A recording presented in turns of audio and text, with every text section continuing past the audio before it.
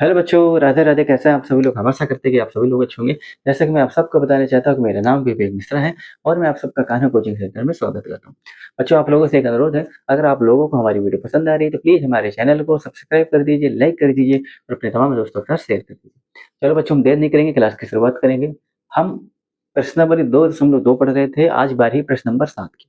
प्रश्न नंबर 7 हमने लिख दिया, ये आपका रिलेशन दे रखा है, जो संबंध दे रखा है वो समुच्चय निर्माण रूप में दे रखा है। प्रश्न में हमसे ये कह रहा है कि इस संबंध को आप रोस्टर फॉर्म में लिख कर दिखाओ। बस इतना ही पूछा है। और संबंध क्या है कि x, x की घात 3, पहला घटक x है, दूसरा घटक x की पावर 3 है। और संबंध इस प्रकार है कि जो x है ना, वो 10 से कम अभाज्य संख्या है। क्या है? 10 से कम अभाज्य संख्या है। अब 10 से कम अभाज्य संख्या आप ले लो, क्या होगी? पहले तो आप अभाज्य संख्या जान लो, अभाज्य संख्या होती क्या? आभास संख्या होती क्या है, पहले आप ये जान लो। ठीक है? देखो, आप लोगों ने बताया होगा कि भैया पुरानी चीज जो आपको बताई गई है कि ऐसी संख्या जो स्वयं से कटे जाए और एक से कटे जाए उसको आभास संख्या कहते हैं। तो कब तक आप याद करोगे? कभी ना कभी तो आपको ये चीज भूल ही जाएगी ना। तो याद ही क्यों करना, कॉन्सेप्ट क्लियर करो। कैसे क्लियर करोगे? आप ये समझ लो कि दुनिया में जितने भी नंबर से संख्याएं हैं, दुनिया में जितनी भी संख्याएं हैं, कुछ सोचना नहीं, कोई भी नंबर ले लो। हमने ले लिए 5, एक ले लिए 6। दुनिया में जितने भी नंबर से संख्याएं होती हैं, तो बिना कोई लॉजिक के आप दो चीज हमेशा लिख दो कि वो संख्या स्वयं से 5 और 1, बस इतना आप लिख दो। मतलब कोई भी नंबर्स, भाज जो जो हम कैटेगरी उसमें विभाजित करते हैं ना, कैटेगरी बनाते हैं, भाज, अभाज, प्राकृतिक, होल। तो इनको बनाने से पहले एक बात बता रहे हैं कि नंबर को जब आप छटनी करते हैं, उनको चूज करते हो कि मतलब भाज्य है, क्या भाज्य है, कि प्राइम नंबर है, कि को प्राइम नंबर है, कि आपका कंपोजिट नंबर है, कि नेचुरल नंबर है, कि होल नंबर है। जितने भी मतलब प्राकृतिक, पूर्ण, भाज्य, अभाज्य, जो भी संख्या है, पूर्णांक। तो मतलब इनको जानने से पहले आप ये समझ लो, दुनिया में जितनी भी संख्याएं होती है, जब आप इनको लिखते हो तो इतना आपको पता होना चाहिए। नहीं भी पता तो आप ऐसे लिख दो बिना नियम कि जो भी संख्या आप लिखोगे वो एक से और खुद से कटेगी कटेगी, इतना आपको लिखना है। ठीक है? अगर इनके अलावा किसी से वो विभाजित हो रही है तो वो भाज्य हो जाएगा। इनके अलावा कोई एक नंबर आपको मिल गया तो भाज्य हो जाएगा। अगर इतने तक सीमित हो गई तो क्या हो जाएगा? अभाज्य हो जाएगा। ठीक है? जैसे 6 है ना, अब चेक कैसे करोगे? तो हमने क्या बोला कि भाई चेक करने से पहले पहले आप 6 लिख दो और 1 लिख दो, बस। इनको तो लिखना ही लिखना है, इनको आपको लिखना ही लिखना है। इनके अलावा अगर कोई भी आपको एक नंबर और मिल जाए, पूरा चेक करना ही नहीं।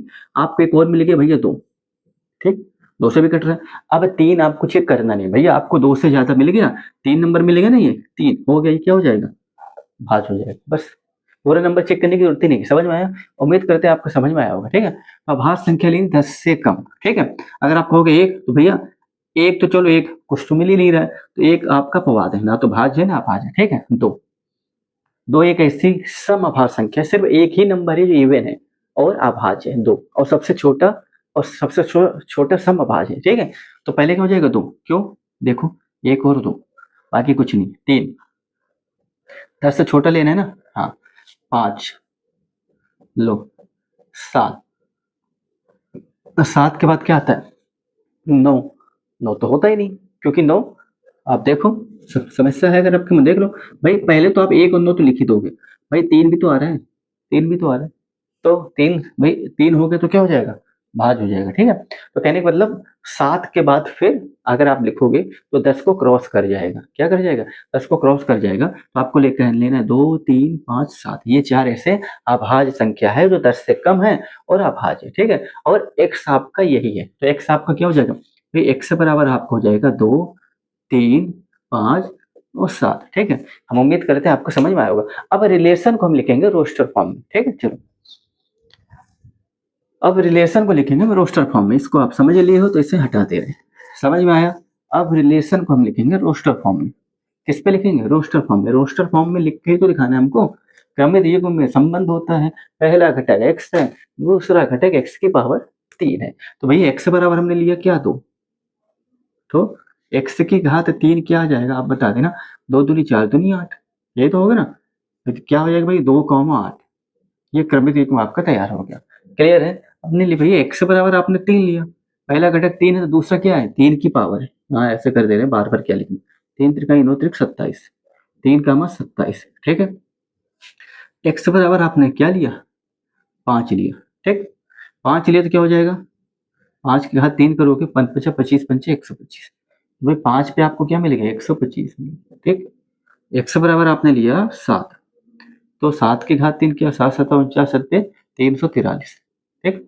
तो क्या क्या मिल जाएगा 7 और 3 की 3, ठीक है, समझ में आया। तो ये आपका मिल गया जो भी आपका ये रिलेशन था हमने उसको रोस्टर फॉर्म में लिख दिया। अब इसको रोस्टर फॉर्म में लिख, मतलब जो रिलेशन हमने आपका फाइंड आउट कर दिया। अब इसको अगर आप लिखना चाहो रोस्टर फॉर्म में तो लिख दो। क्या लिखोगे बताना, 2, 8 और क्या लिखोगे 3, 27 और क्या लिखोगे 5, 125 और क्या लिखोगे 7, 343, ठीक। ये आप लिख दिए, क्लियर है, समझ में आया। तो ये आपका भैया रोस्टर फॉर्म में हो गया, ठीक है ना। यहाँ आर का मतलब रिलेशन आपने लिखा है किस पे, रोस्टर फॉर्म में, ठीक है ना। रोस्टर फॉर्म में आपने रिलेशन को लिख दिया, क्लियर है। तो भैया आपने क्या है रोस्टर फॉर्म में अपने संबंध को लिख दिया, समझ में आया, समझ में आया। इसको आप लिख लो। अब चलते प्रश्न नंबर 8 की तरफ। हम उम्मीद करते हैं आपको समझ में आया होगा, क्लियर है। चलो चले अब, चलो ये आप लिख लो। अब चलते भाई प्रश्न नंबर 8 की तरफ चलते हैं, इसे लिख लो आप।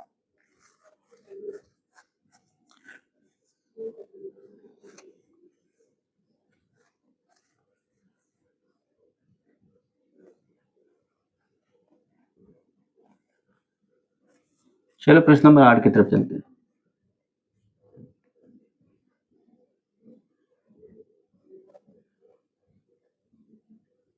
ठीक है, चलो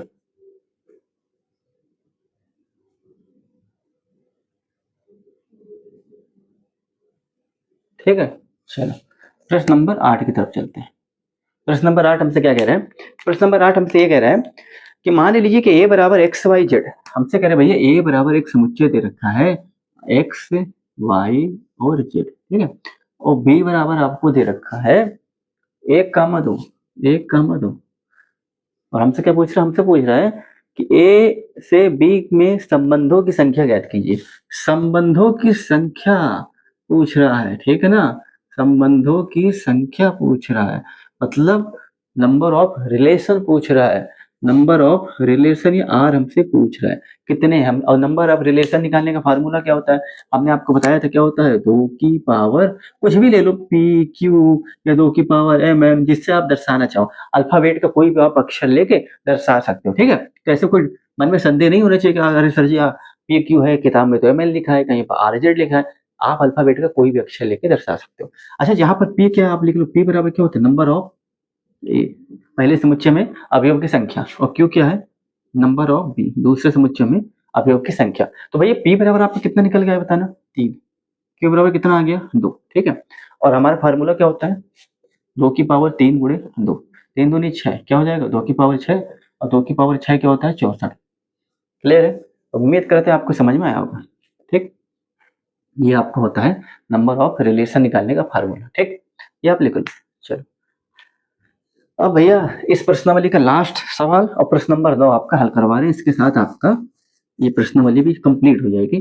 फिर कल हम चर्चा करेंगे फलन पर, क्योंकि फलन पर ही आधारित है प्रश्नावली 2.3। तो पहले फलन फंक्शंस को समझेंगे, फिर प्रश्नावली को हल करेंगे, ठीक है। देखो प्रश्न नंबर 9 क्या है, कॉन्सेप्चुअल है। क्या है, कॉन्सेप्चुअल है। ये तार्किक है, मानसिक है। आपको स्टेटमेंट में दिया होगा, आपको समझने की जरूरत है। यहाँ पर कोई लिखने की इसमें जरूरत नहीं है, आपको माइंड में समझ में आना चाहिए, ठीक है। हमसे कह रहा है कि मान लीजिए कि आर संबंध जो रिलेशन है जेड पर है। और क्या संबंध है ये बता दे रहे, संबंध ये है भाई आर बराबर, देखो पहले तो आप जेड समझ लो, जेड क्या होते हैं। जेड क्या होता है भाई, एन से लिखते हैं नेचुरल नंबर, जेड से लिखते हैं पूर्णांक इंटीजर्स, ठीक है ना। तो भाई कुछ अल्फाबेट कैपिटल लेटर में फिक्स होते हैं चीजों को दर्शाने के लिए, ठीक है ना। हमने आपको पहले भी बताया था। होल नंबर को किससे लिखते हैं, डब्ल्यू से, ठीक है ना। तो भाई जेड क्या होता है, इंटीजर्स को दर्शाता है। इंटीजर्स क्या होते हैं, इंटीजर्स क्या होते हैं बताओ, वास्तविक संख्या नंबर रेखा पे जितनी भी संख्याओं को हम दर्शाते हैं सब वास्तविक संख्या होती है। इंटीजर्स क्या होती है, नंबर रेखा पे आप ये बताओ कि नंबर रेखा पे जो 20 है यहाँ 0 होता है, 0 किधर क्या होता है, 1, 2, 3, 4 कहाँ तक, अनंत तक, ठीक है। तो इस 0 को बोलते हैं पूर्णांक इंटीजर, ठीक है। और 0 किधर वाले को बोलते हैं धनात्मक पूर्णांक, ठीक, पॉजिटिव इंटीजर्स, ठीक है। और इधर वाले को बोलते हैं, क्या बोलते हैं, ऋणात्मक पूर्णांक, नेगेटिव इंटीजर्स, ठीक है। ठीक है। चलो, तो हमसे कह रहा है कि तो संबंध आर जो है जेड पर इस प्रकार है। भाई आर आपको दे रखा है, क्या रिलेशन दे रखा है यहाँ निकाल लेते हैं, लिख लेते हैं कि भैया ए कॉमा बी, ठीक, पहला घटक ए है दूसरा बी है, और इस प्रकार है कि भैया ए बी जो है, ए और बी बिलोंग्स टू जेड, ये समझने वाला पॉइंट है, ठीक है, अभी समझाएंगे। और संबंध क्या भाई, ए माइनस बी द्वारा रिलेशन, इसका रिलेशन है। अब आप समझो इसको, पहला घटक ए है दूसरा घटक बी है, और ए और बी दोनों किस जो अवयव है कहाँ से निकल के आए हैं, जेड से बिलोंग करे, तो जेड क्या है आपका, इंटीजर से, ये पूर्णांक है, क्या है, पूर्णांक है। अब पूर्णांक क्या होते हैं, कुछ लिख लेते हैं, ये आपके पूर्णांक होते हैं। अगर आप इनको ऐसे लिखना चाहो -3, देखो पूर्णांक है तो आप ऐसे लिखो भाई, यहाँ तक -3, अनंत तक, इधर से भी माइनस तक, 0 3, सॉरी 1 2 3, यहाँ क्यों आएगा, 1 2 3, ये भी अनंत तक जाएगा, ठीक है ना। समझ में आया। तो हमने क्या कहने का मतलब हमारा क्या है कि भाई हमने कुछ एग्जांपल के ले लिया, हमें जेड दिया तो जेड का कोई लिमिट नहीं दिया कि 1 से लेकर 10 1 से लेकर 5, अनलिमिटेड है यहाँ पर। अनलिमिटेड मतलब भाई जेड दे रखा है तो अनंत, कोई भी संख्या अनंत तक ही जाएगी, प्राकृतिक संख्या, पूर्ण संख्या, पूर्णांक से अनंत तक जाता है, ठीक है ना। अगर लिमिट दिया होता तो भाई कि फिक्स किया हो तो 10 है 15 है, यहाँ कोई लिमिट नहीं, जेड दे रखा है मतलब अनंत तक जाएगा ये, तो भाई यहाँ आप तो अनंत तक जाएगा तो पूरा तो हम लिखेंगे नहीं, तो हमने कुछ लिख लिया आपको समझाने के लिए, ठीक है। 0 किधर प्लस होता है, 0 किधर माइनस में होता है, या ये डॉट डॉट का मतलब है कि भैया अनंत तक जा रहा है, ठीक है। ये हमने लिख लिया जेड, क्या लिख लिया, ये हमने लिख लिया जेड, ठीक, समझ आया। ये हमने लिख लिया जेड, ये आपका रिलेशन दे रखा है कि भाई ए और बी जो बिलोंग्स करते हैं जेड से, जितने भी पूर्णांक हैं वो ए और बी दोनों, ए और बी हैं, ठीक है। जो ए प्रथम घटक और दूसरा, देखो कुल मिला के ओवरऑल अगर देखा जाए तो पहला घटक और दूसरा घटक दोनों ही जेड हैं, ठीक, दोनों ही जेड है, A-B संबंध है। तो आपसे क्या पूछ रहा है सवाल में, हमसे पूछ रहा है कि आर का प्रांत और परिसर बताओ, आर का डोमेन बता दो भैया, जो रिलेशन उसका डोमेन बता दो और उसका रेंज बता दो। क्या पूछ रहा है, डोमेन और रेंज पूछ रहा है, कॉन्सेप्चुअल क्वेश्चन है, हमने आपको पहले बताया था कैसे समझो।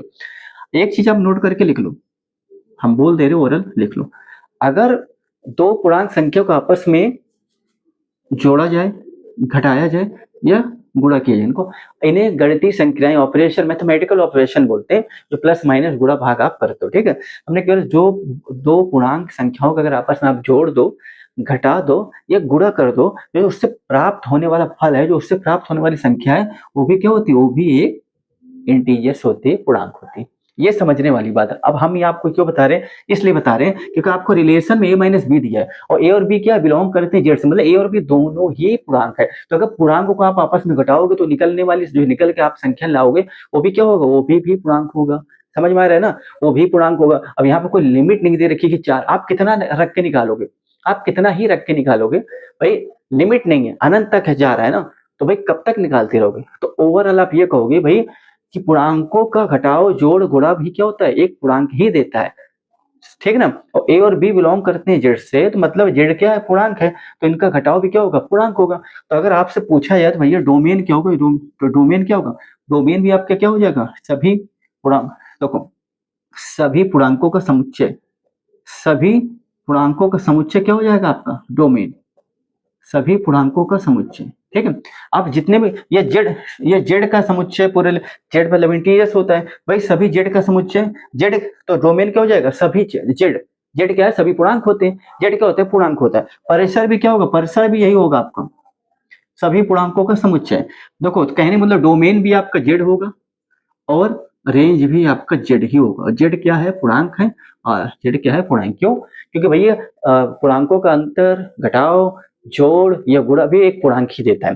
तो यहाँ लिमिट नहीं है, अनलिमिटेड है। तो भैया जो आपका डोमेन पहला घटक होता है और परिसर दूसरा घटक होता है, तो दो भाई पहला घटक तो आप क्या है, पहला घटक एक्स है तो एक्स मतलब पहला घटक आपका Z, A B belongs to है, तो पहला घटक आप तो पूरा पूर्णांक ही मिलेगा, और दूसरा क्या A-B अगर आप निकालोगे तो भी क्या मिलेगा आपको, पूर्णांक ही मिलेगा। उम्मीद करते हैं आपको समझ में आया होगा। तो यहाँ पे भैया प्रांत और परिसर क्या है, दोनों ही जेड है, प्रांत और परिसर दोनों ही जेड है, तो भाई प्रांत, डोमेन और आर बराबर आप क्या लिखोगे, जेड लिख दो, ये जेड लिख दो, या अंदर में भाई कथन में लिख दो, सभी पूर्णांकों का समुच्चय, सभी पूर्णांकों का समुच्चय, सभी पूर्णांकों का समुच्चय, ठीक है, सभी पूर्णांकों का समुच्चय। क्लियर है, हम उम्मीद करते हैं आपको समझ में आया होगा। ये कंसेप्चुअल है, हमने क्या बोला, यहाँ पर डोमेन परिसर दोनों जेड ही होगा, क्या होगा, जेड ही होगा, ठीक।